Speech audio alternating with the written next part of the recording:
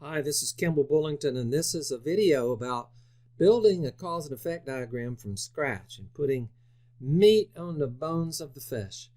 The first step is to build a good effect. Now, an effect in a cause and effect diagram is to the right, or the head of the fish, and it can be either a problem or a desired outcome.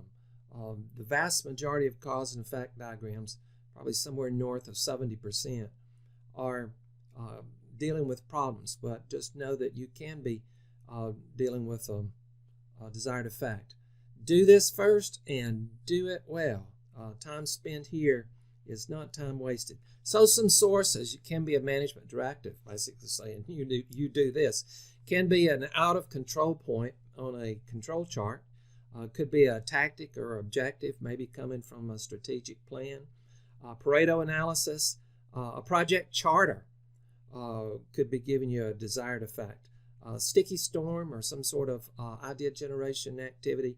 Higher level cause and effect diagram. So sometimes when we create a fishbone, we for some reason or other zero in on one or a few of the causes, and we may want to address those causes in another cause and effect diagram. Process map rework loop is a good one. Defects, cost overruns, late deliveries, those are all potential for effects on a cause and effect diagram. Even though I put people in what I would consider my number one slot, the next step is to deal with processes usually. Processes are usually ing words. They end in ing, analyzing, assembling, correcting, welding, teaching. Those are all processes. Sources, process maps, both current state and future state process maps or value stream maps. SIPOC diagrams, that stands for suppliers, inputs, processes, outputs, and customers. So right here, you have processes built into this diagram if you've already created one. Failure modes and effects analysis. The failure modes are the failures of some process. And when you mitigate that, the actions that you have to mitigate that on the far right of an FMEA, those are usually processes as well. Verbs in job descriptions can be processes, quite often are.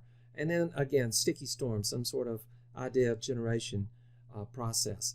Moving from processes, we go to people. People should usually be as specific as possible. Names, unless it's politically sensitive to do that. The source says, well, you've already identified processes. Down here, the process owners are ideal candidates for your people causes up here. Customers, both internal customer and external customer. By internal customer, I mean next process is the customer of my process. So, and suppliers, both internal and external. Internal supplier is previous process. Key stakeholders, management, and sometimes key peers are all candidates for the people category. I like to deal with the outside parts of my fish first, or these four, the people, processes, measures, and environment. So we move to measures. Measures should usually be numeric, though they can be categorical. Often I find people putting as measures things that are really processes or some other issue, and they're not really measures. And I know that because I ask them, well, how would you measure? And I get a blank look. So if you can't explain it, it isn't a measure. Some sources, key performance indicators, and quite often the components of those are cost, quality, and time, or some sort of delivery component. Inputs and outputs. Remember, we had the SIPOC diagram that we referred to earlier. If you have one of those, you've already identified inputs and outputs. We can measure those. Process measures. And so here, this distinguished from an overall product measure. And another way of looking at this is lagging and leading measures. So if my project were something about losing weight or getting fit, then a gold weight, that would be a measure, but that's a lagging measure. That's at the end of your project, and you sort of either did it or you didn't do it. I'd like some sort of measures along the way. And so those along the way measures are are leading measures. So if I were looking at leading measure for losing weight or getting fit, I might look at my inputs. What are my calories and the types of calories that I'm putting into my body, and outputs. So what sort of how many calories am I burning per day with various activities? So be conscious of leading and lagging measures. And then environment. Environment, quite often people want to talk about the weather or climate change or being green or recycling. Okay, but that's a very limited view of environment when we're looking at cause and effect diagram. Environment are factors outside of your system that affect your system, and usually difficult, if not impossible, for you to control or influence in any meaningful or quick way.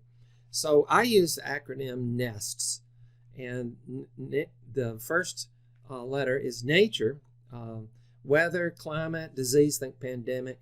There are quite a few here, but this is actually where most people focus. How much rain did we get? How hot was it? And so on. Economic, we could be looking at wages, taxes, tariffs, quotas, the competitive situation. Sociological, think legal, regulatory, political, the labor market, social trends. I think maybe when we think sociological, we think we go to social trends first. But if you ask a businessman right now, a business person, what their major concern is, they're liable to tell you it's the labor market and finding good people and retaining them. So that's the sociological environment. Technological. So sources could be, we could be looking at current technology, we could be looking at future technology, at competitors, at trade publications. And examples here I have are electric vehicles, self-driving vehicles, and drones. General Motors announced this week that by 2035 they would have 100% of their vehicles would be electric vehicles. No more internal combustion engines, no more hybrids, all electric. Now, you can argue with that. You can not believe that's going to happen, but the folks at General Motors believe it's going to happen, and the folks at Ford do too, and so does Nissan. They may fluctuate on the date. Some people may say 2033, others say 2034, some people say 2035. Everybody in that industry pretty much, obviously Tesla believes, they're already 100% electric. So that's the environment that we're in. And you may think the environment should be different, and you may think the environment will change, but that's the environment, the tech environment. Space, and for space, just physical surroundings, and that can be a large space like country, region, locality. It can be your office. So those are environmental prompts. And then information. If you're in a knowledge industry, then information is the primary product and it's the raw material. If you're in manufacturing, be aware that information flows tend to go upstream. So if you think of the product going downstream towards the customer, information is flowing from the customer back to the manufacturer and to the suppliers, typically. Sources, process maps, especially if a process map indicates documents, demand, capacity, cost information, an organizational assessment. If you're doing something, an assessment for like the Malcolm Baldrige National Quality Award process.